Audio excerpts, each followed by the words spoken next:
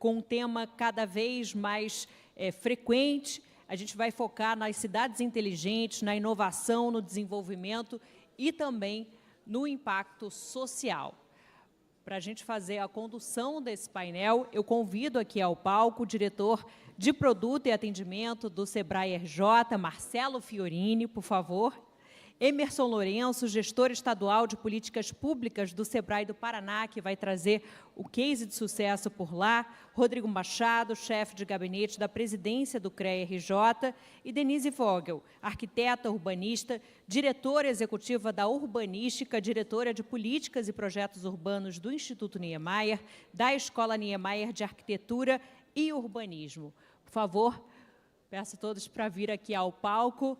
Nosso diretor do Sebrae RJ, Marcelo Fiorini, também que vai conduzir essa conversa sobre um tema cada vez mais relevante, focando em cidades inteligentes, extremamente alinhado com o que a gente conversou aqui.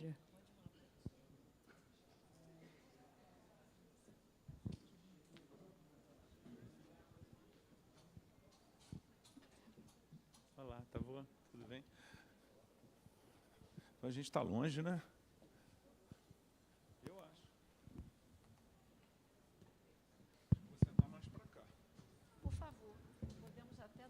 Bom, boa tarde a todos.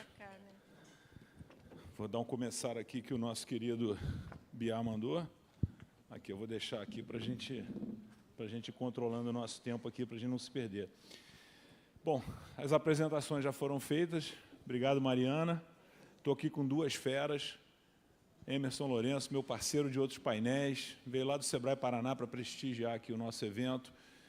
E Denise também conosco aqui pela primeira vez. A gente está fazendo um painel junto, mas é um grande prazer. Né, obrigada, eu que agradeço, Fiorini. Pelo seu currículo, pelo seu conhecimento de um tema que eu gosto muito. Né? A gente tem conversado muito, eu e Emerson. Quando eu vim para o Sebrae, agora no final do ano passado, quer dizer, no meio do ano passado, uma das temáticas que eu trouxe para o time e que eu provoquei foi a temática de cidades inteligentes. Que eu acho que é uma temática muito importante para todos os municípios. E, começando com essa fala, né, eu notei, quando fui secretário, lá em 2017, a dificuldade de pequenos e médios municípios em implementar, em entender e conseguir colocar isso para funcionar. Né? Como que um pequeno município, que não tem uma estrutura tão grande, que não tem profissionais tão capacitados, como é que esses municípios poderiam fazer para começar, quer dizer, qual seria o pontapé inicial, aonde que a gente poderia começar, né? Qual seria a primeira implementação? É um sinal inteligente? É a gente fazer uma PPP de iluminação pública? Eu queria provocar vocês dois e queria escutar um pouquinho de cada um com a sua experiência, um pouco sobre isso, e depois a gente evolui um pouquinho na conversa. Então, hoje vai ser um bate-papo descontraído aqui com essas duas feras que estão aqui com a gente. Então, por favor, Denise, e na sequência, Emerson, vamos provocando vocês um pouquinho sobre o Smart City para pequenos municípios, porque os grandes a gente sabe que eles estão dando o jeito deles. Né? Quando a gente fala de Niterói, a gente fala de Rio de Janeiro, né? Tem estruturas gigantescas, né? Pagam bons salários, então você tem ali profissionais gabaritados e capacitados para implementar políticas públicas e, principalmente, o conceito de cidades inteligentes. Mas quando a gente vai para um município pequeno, igual esse município que a gente está aqui, e às vezes até um pouquinho maior do que esse, como é que isso funciona na prática? Por favor.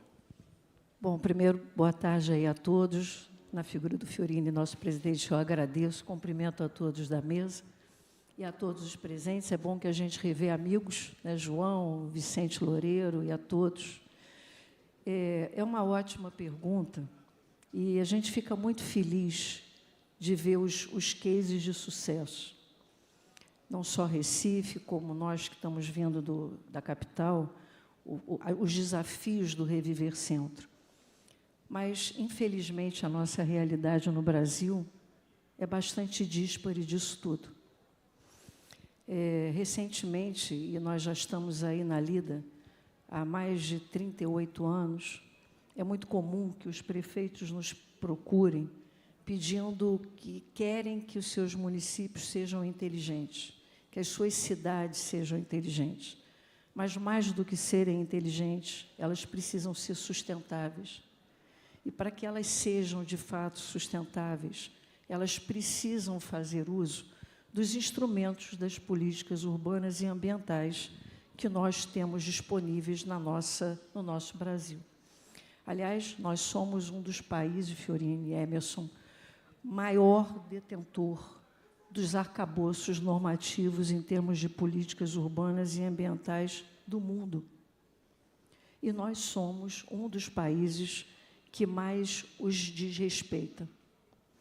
Hoje, no Conselho Federal, difícil falar sentado, né? Vou ficar em pé.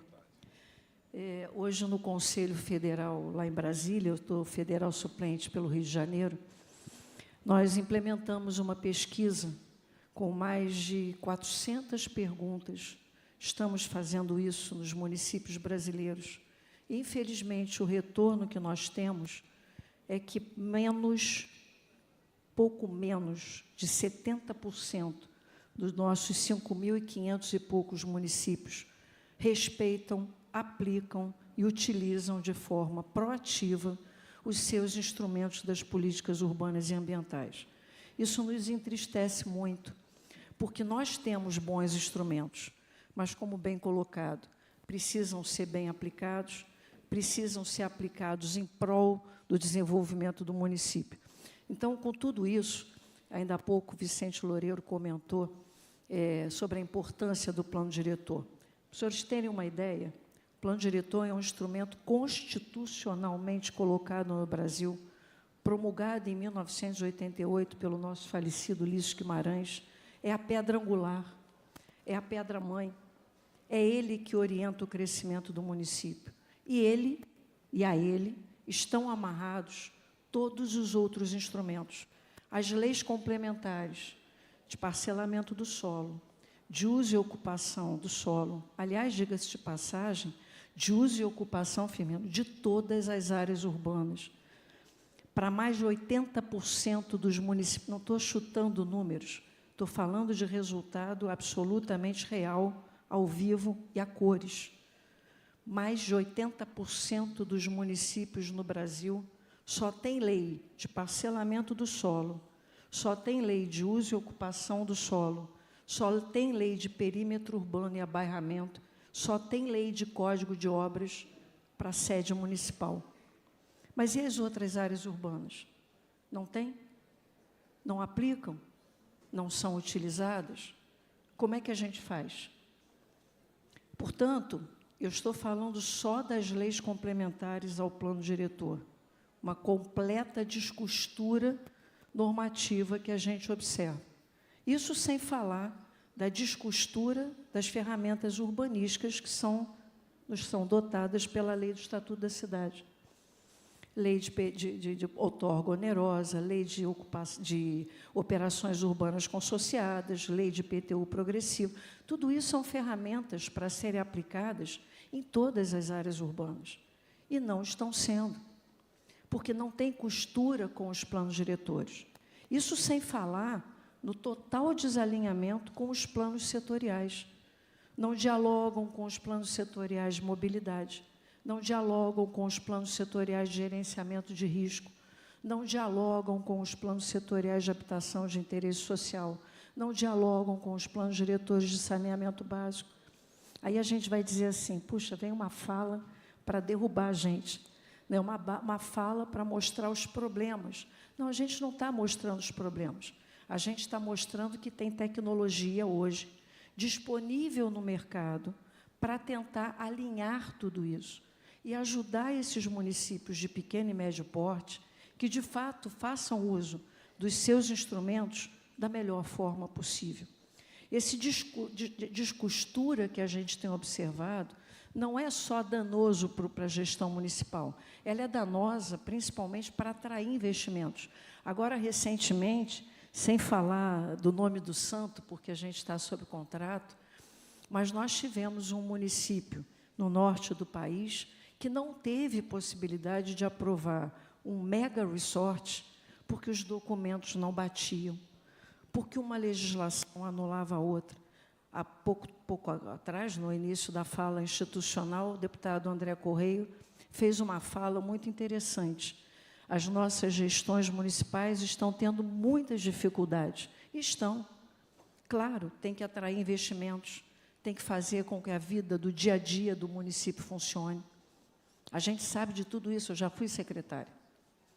Mas a verdade é que nós estamos com muito mais dificuldade do que nós estávamos imaginando.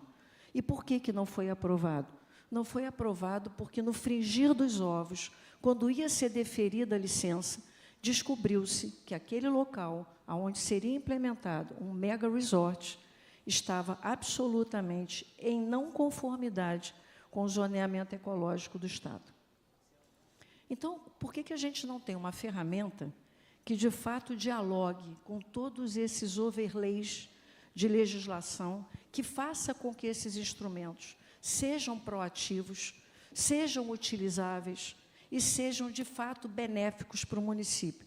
Eu tenho certeza que nenhum prefeito, nenhum, tem interesse em não deferir uma obra, não deferir um investimento, mas também tem absoluta convicção da dificuldade que ele tem, afinal de contas é o seu CPF, de aprovar um projeto sem olhar para todos os normativos. É muito normativo. Então, respondendo e sem me alongar, entra algumas coisas que nós fazemos hoje em dia, que infelizmente tinha entendido que não teríamos tempo para uma apresentação.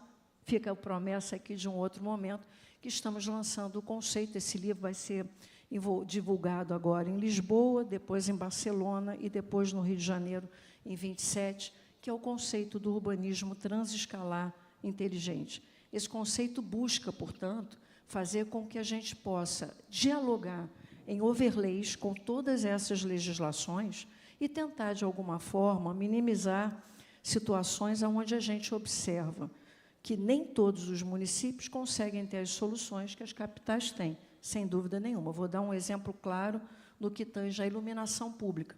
Se hoje, Fiorino, nós pegarmos uma imagem do Google e olharmos para o que nós temos de imagem, Rio de Janeiro, em termos de iluminação pública, vou pegar Mesquita, nada contra, só um exemplo de caso, nós vamos ver uma disparidade completa. Obviamente, você tem um conjunto de iluminação em LED e outra iluminação que é absolutamente notória em termos de poluição visual, sem falar em outros problemas. Então, a busca por soluções urbanísticas escalonáveis para que todos esses instrumentos, de fato, das regiões metropolitanas até as regiões onde dialoga-se com o bairro, a gente possa usar esses instrumentos de forma proativa, de forma inteligente e de forma um pouquinho mais igualitária. Eu acho que, para começar a fala, é um pouquinho isso. Obrigado, Denise. Passa o microfone, por favor, para o Emerson.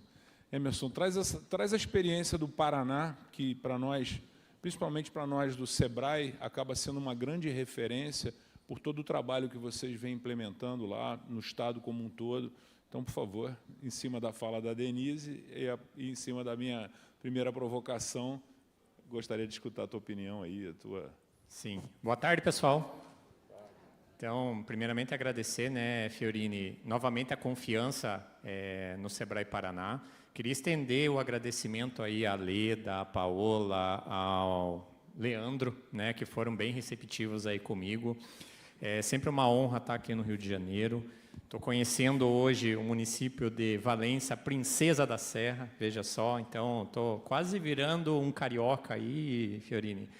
E eu digo isso num tom mais informal, gente, porque antes de qualquer ação de cidade inteligente, nós temos que ter no centro de tudo isso as pessoas. São as pessoas que fazem toda essa engrenagem, toda essa confusão de lei, de planejamento urbanístico, seja lá qual for a temática, são as pessoas que estão envolvidas, eu vou dizer, nessa engrenagem, tanto para o lado positivo como para o lado negativo também. Quando você pontua, Fiorini, a gente vê discrepâncias de grandes centros e de pequenos centros, e muitas vezes não tem esse capital humano naquela localidade, ou se tem naquela localidade, muitas vezes ela vai procurar uma boa oportunidade que não vai ter naquela localidade, né? E, às vezes, não tem dentro do município uma instituição que possa gerar esse desenvolvimento. E vou falar uma coisa básica, gente, uma universidade. Não tem universidade em todos os municípios. Aquele município que não tem, a pessoa vai ter que se deslocar até outro município ou fazer de uma forma remota, e talvez ela gere uma expectativa naquela pessoa que aquela localidade não vai conseguir atender, automaticamente ele vai procurar um outro município para procurar essa oportunidade. Eu vejo muito que a Denise trouxe, né, das oportunidades que podem ser desenvolvidas com base na tecnologia. Eu vejo que a tecnologia é o meio para, né, o meio para que esse desenvolvimento aconteça através de pessoas que têm essa qualificação um pouquinho mais aflorada para que, assim, de fato, isso aconteça.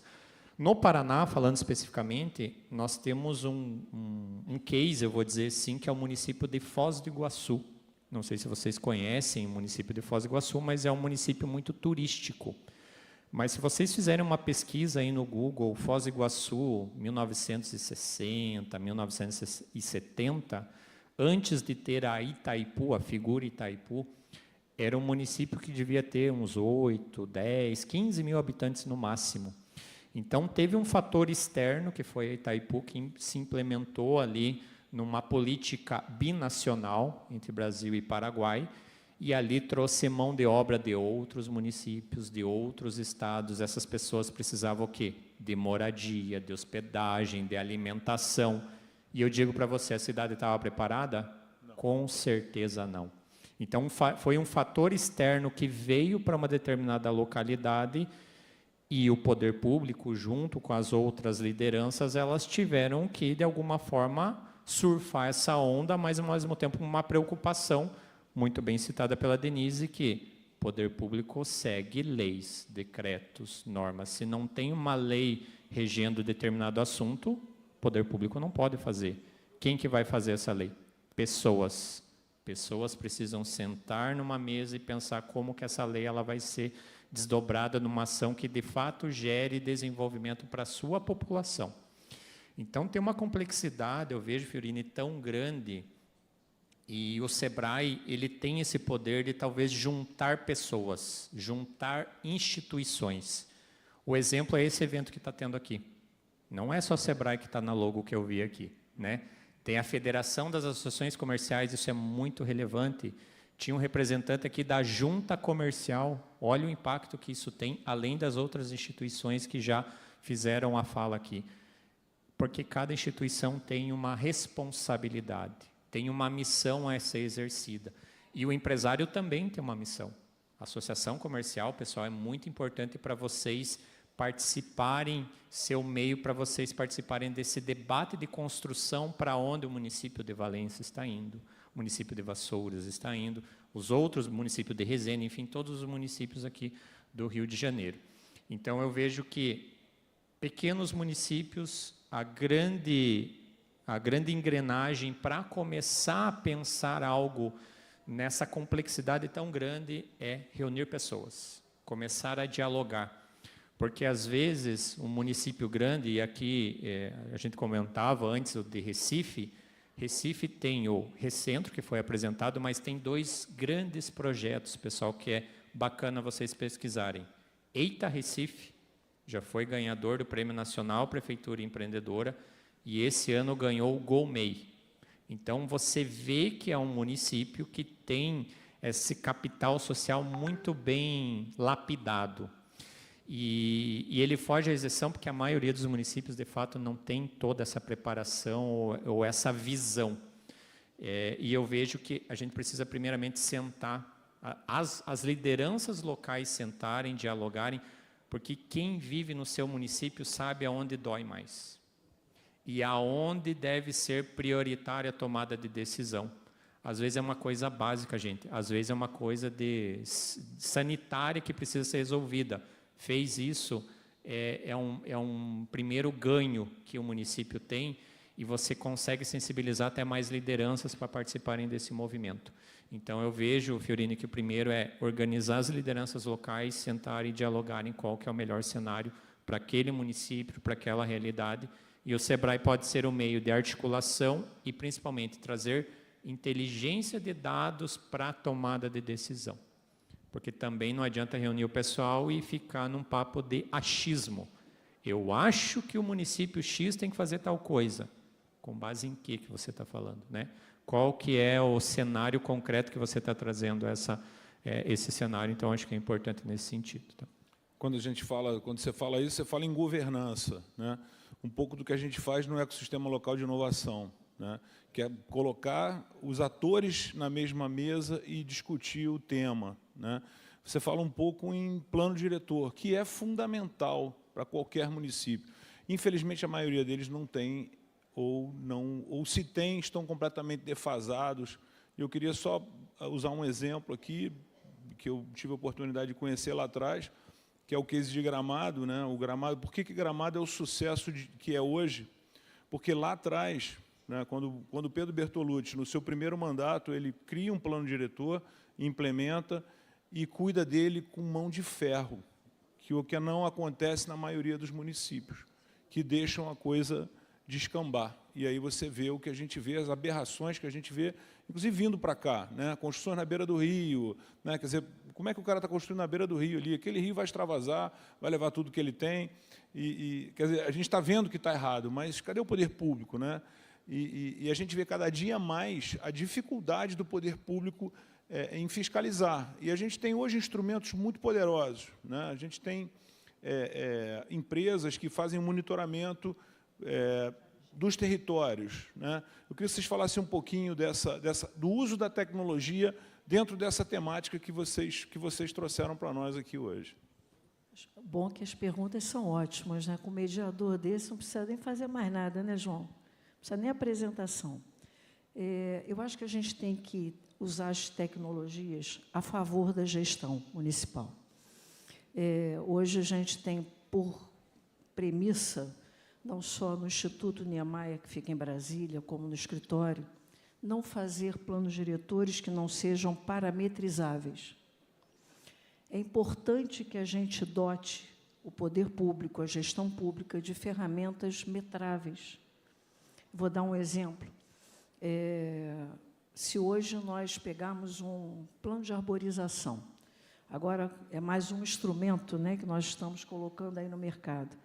É o que eu digo, aliás, eu digo e tenho dito, outras pessoas, outros colegas colocam muito isso, querida Emília Maricato sempre coloca, não faltam instrumentos normativos no Brasil, o que faltam é que a gente, de fato, os cumpra, os utilize da melhor maneira possível. E vão surgindo outros instrumentos. Agora, estamos falando de planos municipais de controle climático, plano municipal de arborização. Senhores, se nós olharmos que nos planos diretores, para todas as áreas urbanas, nós precisamos olhar, observar, aplicar o princípio de taxa de permeabilidade, o princípio de arborização. Nós temos, pelo menos, para cada 12 metros quadrados, a necessidade de você ter X árvores. Nós temos isso muito pouco controlado. Como é que o prefeito vai controlar isso se nós não parametrizarmos, até para que ele saiba, olha, eu vou tentar atuar no bairro A, no bairro B, no bairro C, no meu primeiro ano de mandato, depois no meu segundo, no meu terceiro, e vou tentar fechar com 40%, 50% de sucesso até o final da minha gestão. Então, as ferramentas parametrizáveis, elas são fundamentais para que a gente possa dotar a prefeitura ou as prefeituras de instrumentos um pouco mais modernos para que isso aconteça. Eu até lembro, outro dia eu tive a oportunidade de ir lá pelo CAU em Brasília, conversar com o nosso presidente do IBGE. Agora, ano que vem, nós já vamos começar a colocar na rua a pesquisa Monique e a pesquisa Stadic, né, que levanta um pouco os dados sobre os municípios no Brasil. E nós temos uma dificuldade imensa de entender que os municípios, de fato, não aplicam todas as ferramentas que o próprio governo nos dá. Por exemplo, há muito tempo atrás, nós já não estamos mais usando os setores censitários para fazer mapeamento de dados temáticos. Nós podemos fazer uso das grades estatísticas. As grades estatísticas nos favorecem, e muito, a leitura cronológica de evolução urbana.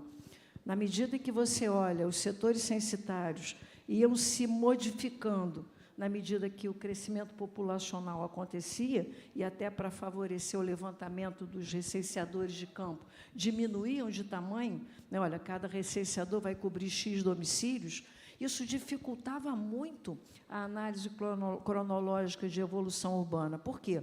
Porque com a divisão, o multifacetamento dos setores censitários, ficava muito difícil da gente poder evoluir. Lamento muito não ter uma apresentação, porque isso está muito claro.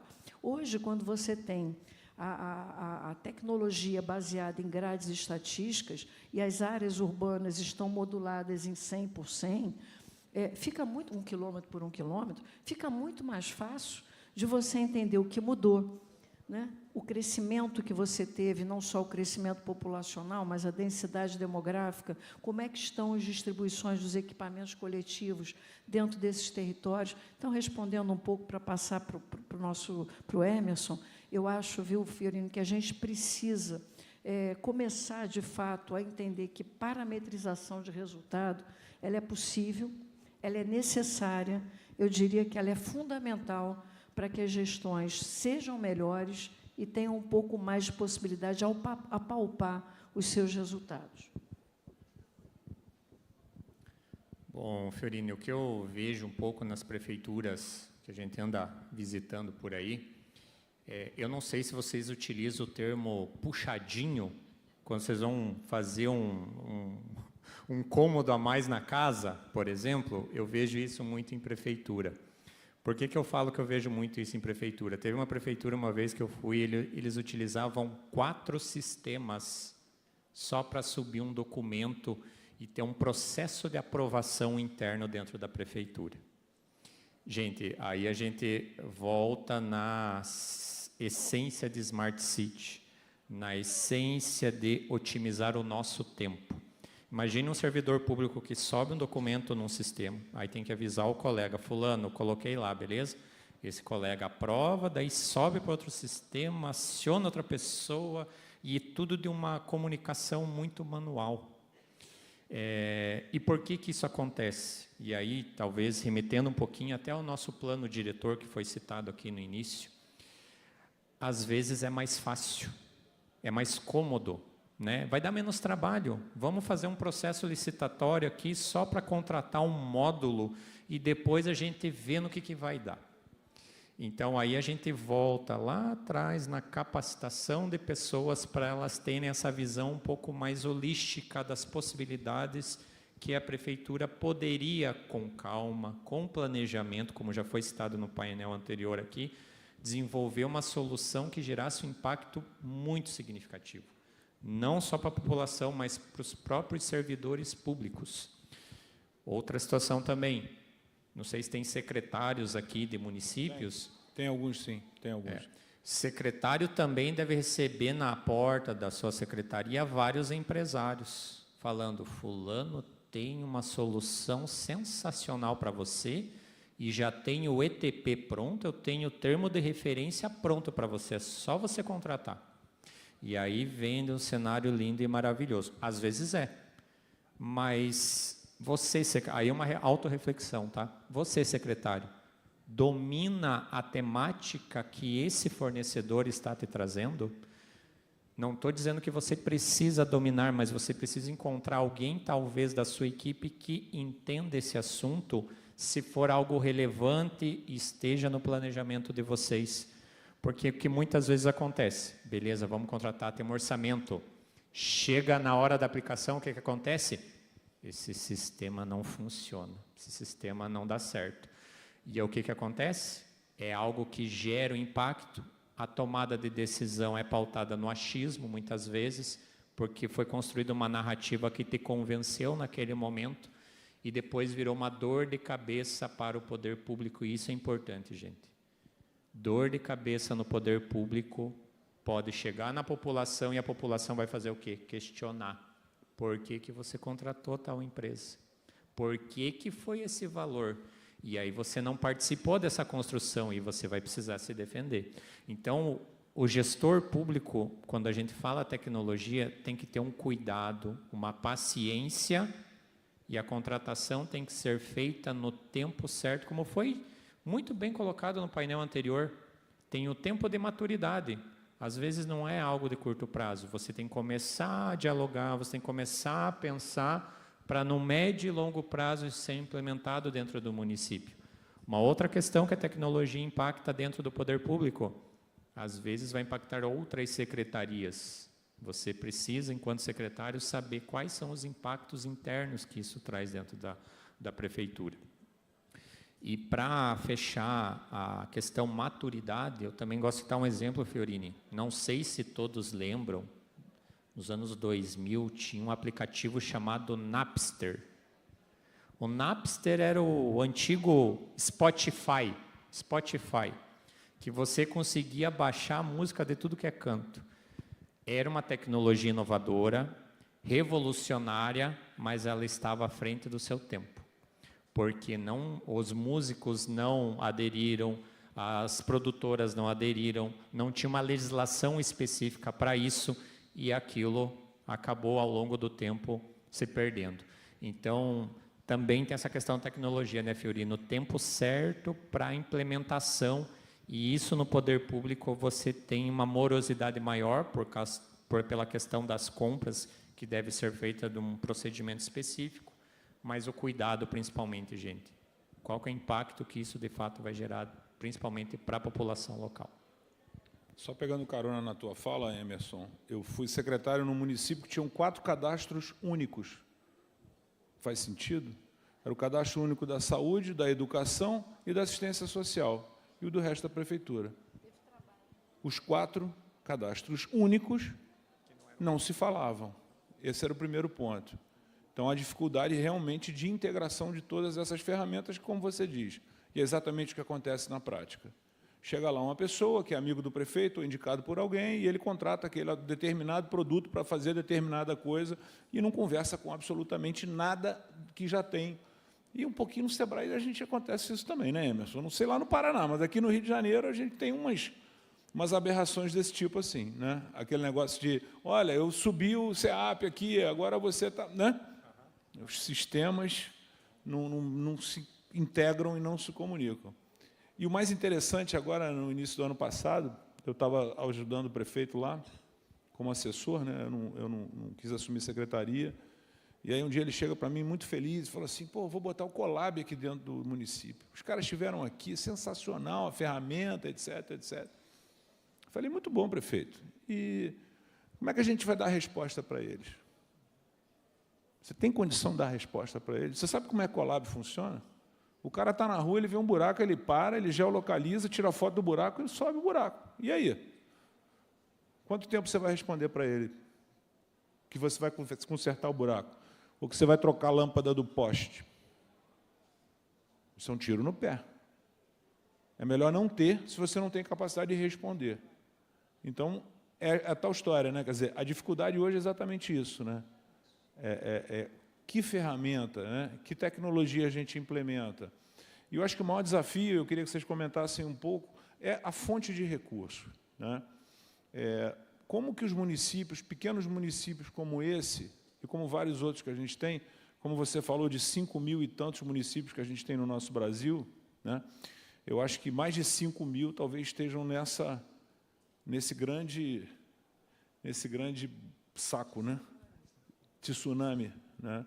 Como é que eles conseguem recursos? Onde que eles vão buscar esse recurso? A iluminação pública é uma grande fonte de receita e pode ser um pontapé inicial, porque é uma receita carimbada, uma receita certa e uma receita que o município, teoricamente, ele não pode colocar a mão e nem gerir aquilo ali. Então, o que vocês acham sobre isso, né? Será que seria o pontapé inicial de um município construir uma boa PPP de iluminação pública para, a partir daí, começar a implementar toda a mandala de Smart City, né? Quando a gente fala na mandala, a gente fala de tudo aquilo que está dentro do arcabouço de cidades inteligentes. O que vocês acham sobre esse assunto? Olha, eu sou uma defensora dos planos diretores de carteirinha. Continuo sempre defendendo que o fato de você ter um instrumento de planejamento te coloca absolutamente habilitado a conseguir recursos públicos, seja para iluminação pública, seja para outro tipo de infraestrutura, tanto física como social. Eu acho que a gente precisaria começar a rever no Brasil a nossa própria legislação e modernizá-la. Vou dar um exemplo claro. Agora, dia 18 de junho, nós vamos comemorar 25 anos do Estatuto da Cidade. Inclusive, temos um evento lá em Brasília. Eu, com muita parcimônia, com muito cuidado, respeitando os esforços de todos os pares, eu tenho dito em Brasília o seguinte: comemorar o quê? O que a gente vai comemorar? As nossas ferramentas do Estatuto da Cidade, visivelmente, têm sido utilizadas para mudar os planos diretores, viabilizar áreas, crescer outras áreas, colocar mais habitação, como bem colocou ainda há pouco meu querido Loureiro, expandir ou densificar, são discussões que a gente está permanentemente colocando. Mas eu vou voltar ao Paraná e aí responder, que eu gosto muito do exemplo do Paraná, no sentido da agilidade que o Estado traz para os planos diretores. Vamos acabar com esse olhar muito míope de que só precisa ter plano diretor município com mais de 20 mil habitantes. Não. Eu faço uma pergunta em sala de aula, que às vezes as pessoas não entendem, mas eu sempre pergunto, aliás, pergunto em sala de aula e pergunto ao prefeito. Agora, há pouco tempo atrás, estávamos assessorando um município em Minas, não vou dizer o nome aqui, mas em muito pouco tempo morreram 30 famílias. Eu vou repetir, morreram, 30 pessoas de famílias distintas. Eu estive com ele, eu estava exatamente assessorando o município. E ele virou para mim e disse o seguinte: eu não preciso de plano diretor. Prefeito, com todo o respeito que o seu cargo exige, o senhor tem filhos? Tenho. Tenho um menino. Quantos anos tem seu filho? 10. Que linda idade. O senhor começou a levar o seu filho ao pediatra quando ele nasceu ou agora? É a mesma coisa. Se nós começarmos a implementar os nossos instrumentos mãe, desde o início nós teremos mais dotação orçamentária junto aos ministérios, junto às secretarias. Talvez muitas das catástrofes socioambientais que nós ainda observamos, embora para muitos de pequena monta, porque se foram só 30 pessoas, possam diminuir nas televisões brasileiras. Então, eu não sei o que nós temos para comemorar. Eu acho que a gente precisa começar a instituir os nossos instrumentos de ordenamento territorial desde o início. Desde o início. Isso é fundamental. É triste quando a gente percebe certas colocações que, de um modo geral, a gente poderia estar evitando. Então, eu acho que a primeira resposta é dotar o município de instrumentos desde o início e mais, dotar o Estado e os municípios, né, com leis de cima para baixo, que diminuam o tempo de avaliação dos seus planos diretores. Hoje você entrega um plano diretor, até o trâmite que ele tem dentro de uma Câmara de Vereadores está absolutamente datado o dado, você concorda? Muitos dos esforços que a gente observa nos diagnósticos socioambientais dos municípios ficam datados. Por quê? Porque o trâmite de aprovação é muito moroso. Moroso e, por que não dizer também, muitas vezes, de interesses difusos. Então, eu acho que a gente também pode melhorar a nossa legislação para instituir uma redução desse prazo.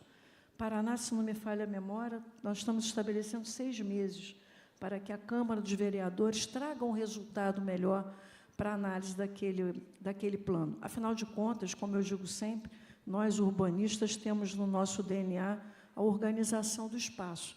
Mas você só vai organizar o espaço se você entender e correr para cuidar daquela dinâmica, que é muito mais rápida do que qualquer papel, né? Bom, eu vou deixar o plano diretor por último, que eu acho que é o mais estrutural, né? Mas nós temos, como você bem mencionou, Fiorini, a COSIP da energia. Nós temos também a possibilidade, dentro de projetos, captação de recurso do município junto ao seu governo do estado. Aqui a gente vê um gargalo, na verdade, porque muitas vezes o poder público não tem pessoas para estruturar um projeto e captar recurso, seja do governo ou seja a fundo perdido de alguma instituição. Muitas vezes ela tem, mas não tem pessoas que consigam operacionalizar isso dentro do poder público, e nós vemos como uma grande oportunidade, mas é algo muito pontual muitas vezes, ou não é um valor significativo que vai gerar uma transformação. O que de fato gera transformação é muito bem colocado pela Denise. Revisão, atualização do plano diretor. E aí a gente entra, né, Denise, numa esfera populista, eu vou dizer assim, total, né? Às vezes é um plano diretor de lá de 1980. O município mudou nesses 40 e poucos anos de uma forma tão grande que aquele plano diretor já não serve mais para o município. Não traz mais a realidade do município. E o que nós vemos no estado do Paraná, para conseguir mudar isso, visto que é um tema delicado, porque às vezes o gestor público ele está entrando agora e ele colocou no seu plano de governo tantas ações que talvez ele não queira mexer no plano diretor, porque ele vai mexer com um vespeiro dentro do município, né? Aqueles municípios que mexem com o plano diretor é aqueles que envolvem, novamente citando aqui, pessoas. Nós temos em alguns municípios do estado do Paraná que está sendo o envolvimento da classe empresarial muito forte para que isso aconteça. Os conselhos de desenvolvimento econômico dos municípios têm um papel importantíssimo para acelerar esse processo, ter um caráter fiscalizador, mas de cobrar muito o poder público nessas atualizações, porque a gente sabe que determinadas discussões ela vai entrar numa esfera muitas vezes ideológica, e isso complica o trâmite interno de aprovação de um plano diretor. Então, quando você começa a envolver mais lideranças e a prefeitura vê que há um movimento muito bem estruturado dessas lideranças, é importante para que isso acelere e que dê uma estrutura concreta de arrecadação para o município. É claro que não é tão simplista assim, né? A gente sabe que tem muitos municípios que basicamente o orçamento dela inteiro só dá para pagar a folha dos próprios funcionários. Às vezes a prefeitura em determinado município é o maior empregador dentro do município.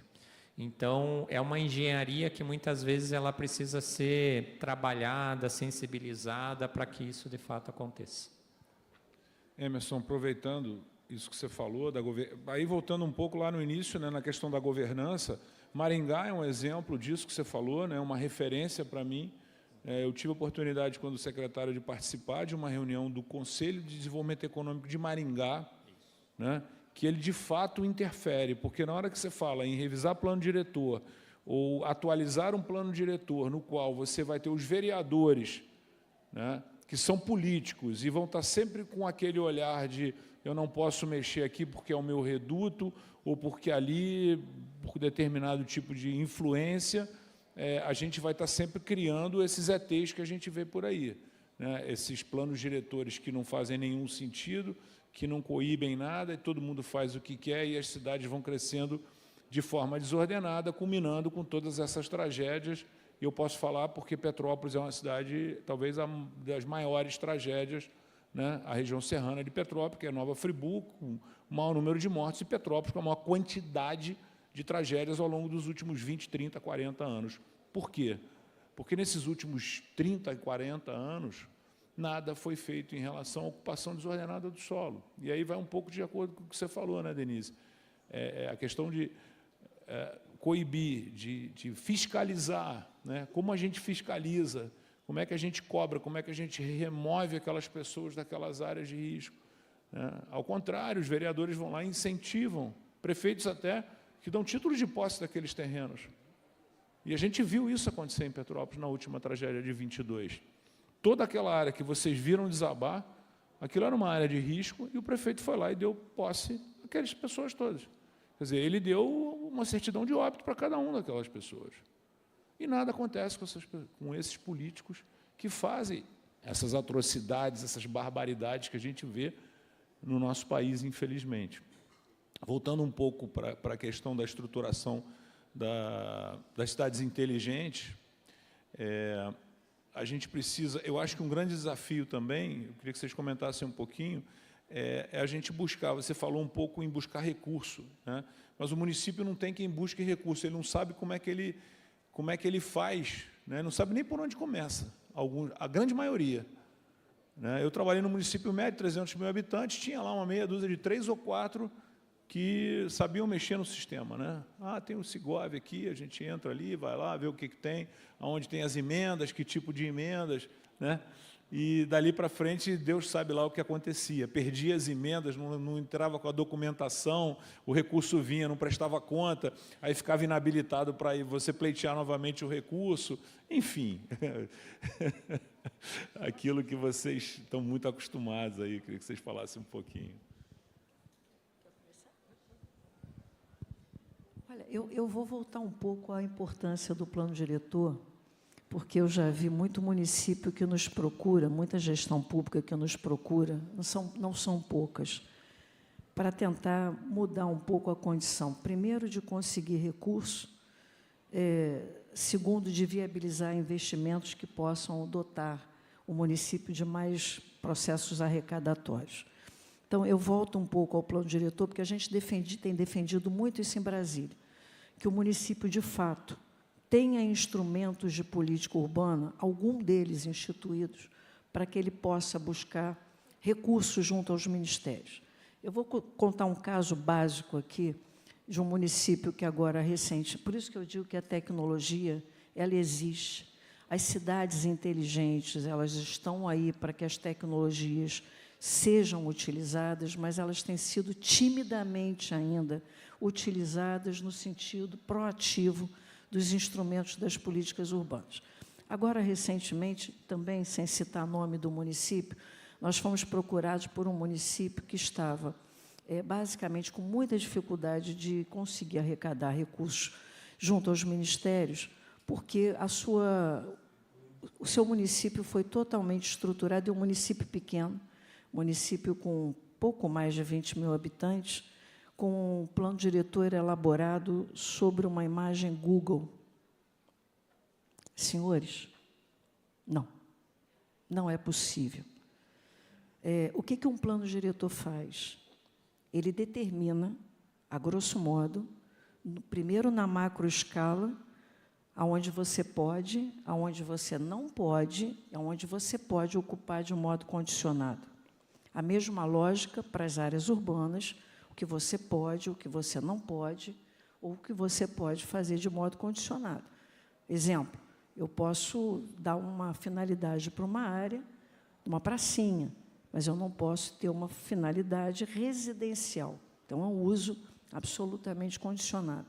Quando você define o que pode ou o que não pode numa imagem Google, você não só está vulnerabilizando aquele plano, como você está colocando a sua gestão municipal em risco, porque isso é um crime. Primeiro que você não pode usar uma imagem Google para esse fim, principalmente para um fim legal, porque o plano diretor é uma lei municipal. Perdeu os recursos, perdeu o recurso. Ficou inadimplente, perdeu o recurso.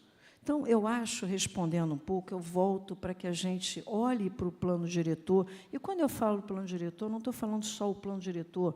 O plano diretor, na sua essência maior, que traga as ferramentas das leis complementares, seja ela o parcelamento do solo, seja ela o abarramento do perímetro urbano, seja ela o código de obras. Você vê código de obras hoje ainda que não tratam da economia circular, que não tratam da economia reversa, que não usam esses recursos de construção civil como deveriam. Temos ferramentas tecnológicas para melhorar esse tipo de instrumento para os municípios. Então, eu acho, respondendo sem me alongar, que as fontes de recursos, eu acho que elas começam com a gente tendo alguma ferramenta de planejamento para buscar, olha, a minha dor é essa aqui, Onde é que eu posso encontrar isso? Seja ela para iluminação pública, para escola, para habitação, enfim, para equipamentos coletivos sociais ou infraestrutura física. Mas eu acho que a gente não pode mais cometer, nos planos diretores, essas, me perdoe, idiosincrasias. Fazer um plano diretor, meu amigo Vicente Loureiro há de concordar comigo, fazer uma lei sobre uma imagem Google é falar para os nossos pares que aquele instrumento não serve para nada. Como nós temos vários aqui. Outro dia também assessorando uma prefeitura que está com muito problema em REURB. Mas está com muito problema em REURB por quê? REURB, se estiver aplicando corretamente a lei, é legítimo. Descobrimos que não foram respeitados os módulos rurais mínimos, que para aquele município era de 2 hectares. Então, se você tem ferramentas tecnológicas que fazem esse urbanismo transescalar, inteligente, funcionar, e eu tenho dito isso em Brasília, eu acho que a gente só não usa se não quiser. E a nossa defesa, eu espero poder dizer isso agora, dia 18 próximo, em Brasília, não há muito o que comemorar dos 25 anos do Estatuto da Cidade. A gente precisa usar as nossas ferramentas de modo responsável e não ficar usando o IPTU progressivo, a operação urbana consorciada, as operações interligadas para remexer aquilo que o plano já falou. Vamos tentar ser um pouco mais responsáveis e tentar entender e fazer com que os nossos ministérios entendam que essas prefeituras precisam ser realmente mais dotadas de recursos públicos na medida que elas precisam investir nessas ferramentas. Bom, essa é a minha opinião como urbanista, né? Bom, Fiorina, eu diria que essa pergunta é bem complexa. E, se me permite, eu queria fazer uma reflexão, acho que talvez de toda a conjuntura, porque o gestor público, ele tem 4 anos, no máximo ele vai ficar 8 anos. E dentro de um líder público, nós temos alguns perfis. E o perfil ideal, que é esse líder que vai pensar no horizonte a longo prazo, é o que a gente chama do líder cívico. É aquele líder que vai pensar na família, que vai pensar nos filhos, nos netos, o que ele vai deixar da palavrinha mágica que o Sebrae gosta muito de utilizar, que é legado. Né? Por que eu estou dizendo isso? E mesmo assim, gente, tem um outro fator externo que impacta tudo isso que eu já vou falar. Imagine você, sendo o perfil de líder cívico, que está pensando um cenário de 50, 60 anos para o seu município. Você está assumindo uma prefeitura enquanto prefeito, você montou suas secretarias com as pessoas que você considera que vão te fazer uma entrega de fato daquilo que você imaginou. E aí você não tem experiência no poder público. E aí, no primeiro ano de mandato, você se depara com a sopinha de letrinhas LOA, LDO e PPA. E aí você vê que já foi planejado o seu primeiro ano, Fiorini. Você não tem o primeiro ano porque já foi planejado na gestão anterior. Tudo bem, é o cenário que nós temos, vamos planejar o segundo ano em diante. E uma coisa que eu não escuto muito, e o que deveria talvez ser um hábito, prefeito sentar com os seus secretários, ver qual é o orçamento da prefeitura e não fazer um copia e cola do orçamento anterior. Aqui eu vou colocar 5% a mais, aqui eu vou tirar 2% e só faz um reajuste ali. Seria importante ter essa conversa técnica com os secretários, definir. Pessoal, o nosso cenário é esse, nós vamos executar isso, pensando um cenário de 50 anos. Esse seria o cenário lindo e maravilhoso que a gente sabe que é exceção, infelizmente. Né? E mesmo assim, por que eu digo que é mesmo assim? Vamos supor que esse líder cívico ficou 8 anos na prefeitura. Terminou os 8 anos, ele sai de cena. E ele vai ter um trabalho de sucessão. Ele ainda vai ter o dever de identificar quem é a pessoa que pode ser uma pessoa que condiz com o legado que eu imagino. Então, ele ainda tem esse trabalho. E se ele errar nisso, Toda a construção que ele imaginou de 50 anos talvez dure 10, 12 anos. E aquilo acabe se perdendo ao longo do caminho. Então, eu trago essa reflexão, Fiorino, porque eu vejo que ela é muito complexa. E talvez isso caiba algo mais filosófico até para imaginar como que seria essa conjuntura de execução. Perfeito. Bom, nós estamos aqui quase encerrando, né, Mariana? Nós temos mais alguns minutinhos, não? Tá? Bom, então eu vou agradecer aqui a presença de todos que nos acompanharam aqui nessa discussão, que se deixar a gente fica aqui o resto da tarde, né? Porque realmente é uma discussão muito, a gente, conforme a gente vai evoluindo, né? Ela vai nos dando mais oportunidades, e a gente que tem alguma experiência com esse assunto, acaba que a gente vai aprofundando, né, em tantas... Mas o que você falou é exatamente isso que acontece, né? E também o imediatismo, que eu acho um pouco, né, não só de nós brasileiros, mas também do gestor. Ele quer mostrar serviço.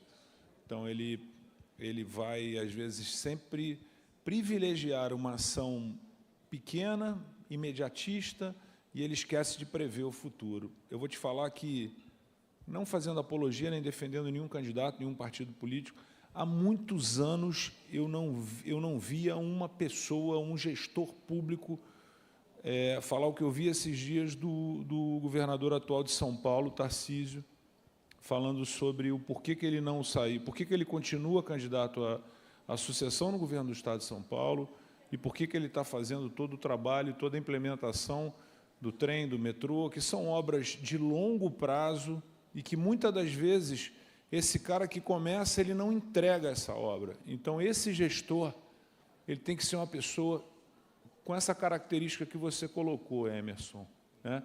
O cara que quer deixar um legado. Não importa se fui eu que inaugurei, mas eu que plantei e essa árvore cresceu e alguém vai colher os frutos. Então, isso pela primeira vez, depois de muitos anos, eu vi alguém com um discurso que faz algum sentido, e é isso que eu acho que falta para a gente como um todo, né? O gestor público, ele está sempre... Eu trabalhei com vários, e eu falava isso para eles.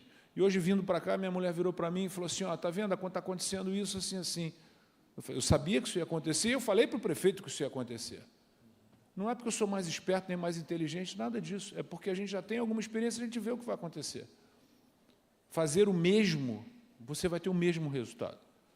Não é porque é você, porque é ela, porque sou eu, qualquer um daqui. Se você fizer a mesma coisa, você vai ter o mesmo resultado. Simples assim. Tem que fazer diferente. Tem que inovar, tem que implementar, tem que fazer algo diferente, porque senão o resultado é o mesmo. E o que a gente vê é uma sucessão de maus resultados, de maus governos, sem eira nem beira, sem pé nem cabeça, né? Infelizmente, é o que a gente vê no nosso país, mas a gente está aqui para lutar, né? Nós, como Sebrae, né, Emerson, a gente vai continuar, e todos os nossos colaboradores que estão aqui, todo mundo que trabalha comigo lá na diretoria de atendimento, vender um pouquinho do nosso peixe aqui, porque a gente que está na ponta com vocês, a gente que está dentro das prefeituras, dentro dos municípios, das salas do empreendedor, a gente que está fazendo essa interação com vocês, com os prefeitos, com os secretários todos, alguns estavam aqui há pouco, enfim, é um trabalho muito... E eu gosto muito de falar isso e pontuar, e trouxe essa pauta da Smart e algumas outras pautas, exatamente por isso, para ver se a gente, aos poucos, a gente consegue mudar a mentalidade, né? Quem sabe um secretário hoje não é o prefeito amanhã, quem sabe ele não tem uma visão diferente, e a gente consegue construir, pelo menos em algum município, né? Quando eu trouxe a temática de Smart City, eu falei, se a gente conseguir, no final de todo esse esforço nosso, né, que 3 municípios comprem a pauta e que 3 municípios sigam e implementem e façam diferente, a gente vai ter feito uma grande vitória. Não dá para a gente querer que os 92 façam. A gente sabe que não vai fazer, né? A gente tem, hoje, alguns municípios que estão com uma pauta muito bacana. O município de Resende mesmo, que a gente fez lá o Conecta, né? O prefeito comprou essa pauta com muita força e está trabalhando, e a gente está vendo ele evoluir, e isso é muito gratificante. A gente vê que, no final, se a coisa for feita da forma correta, ela dá resultado. E ele vai colher os frutos do que ele está fazendo.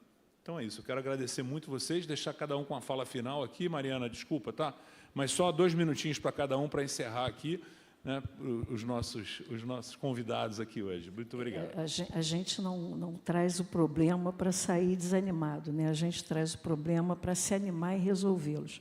E eu acho que a gente hoje tem tanta ferramenta, tanta possibilidade no âmbito da tecnologia, que eu acho que isso, para mim, tem sido uma pauta, né? Tenho defendido o urbanismo transescalar inteligente, exatamente. Aliás, já convido a todos, a gente vai ter o lançamento do livro. Primeiro vamos lançar em Lisboa, em outubro, depois em Barcelona, mas aqui no Rio vamos lançar, se Deus quiser, em março. E exatamente isso, né? Eu dizia isso no nosso estado, lá no INEA, algum tempo atrás.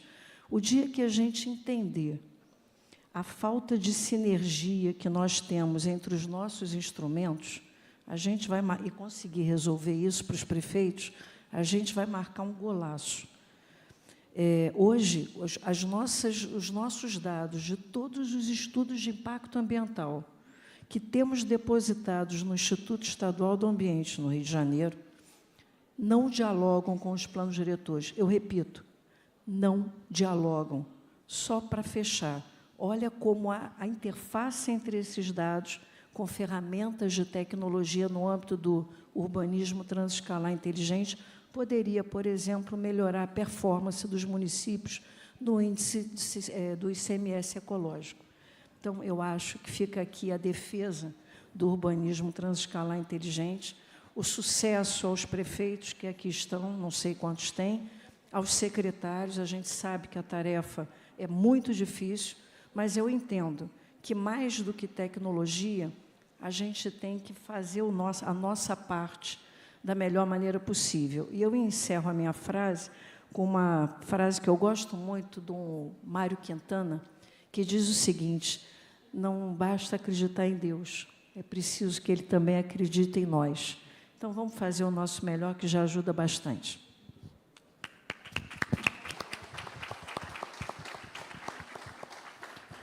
Bom, Fiorini, eu só tenho a agradecer você, obrigado pelo convite, conhecer o Rio de Janeiro aí, pedir para vocês procurarem o Sebrae do Rio de Janeiro, na localidade mais próxima.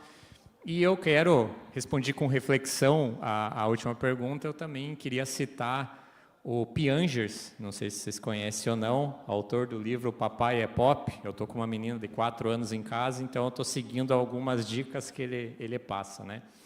Mas eu queria citar ele na pauta de inovação, né? Ele cita, ele esteve participando de um podcast que ele cita que nós tivemos várias eras, né?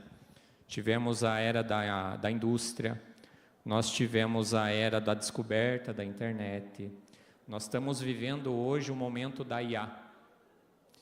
E hoje, inclusive, tem um site chamado badtime.ai. Badtime.ai é um site que cria histórias de conto de ninar para crianças. Traz imagens, escreve melhor do que nós. Que beleza, hein, Emerson? A gente coloca, muitas vezes, alguma coisa no chat GPT ali para escrever melhor do que nós. E o que sobra para a gente, Fiorino? O que sobra para a gente? Isso aqui que a gente está fazendo hoje. Conexão de pessoas.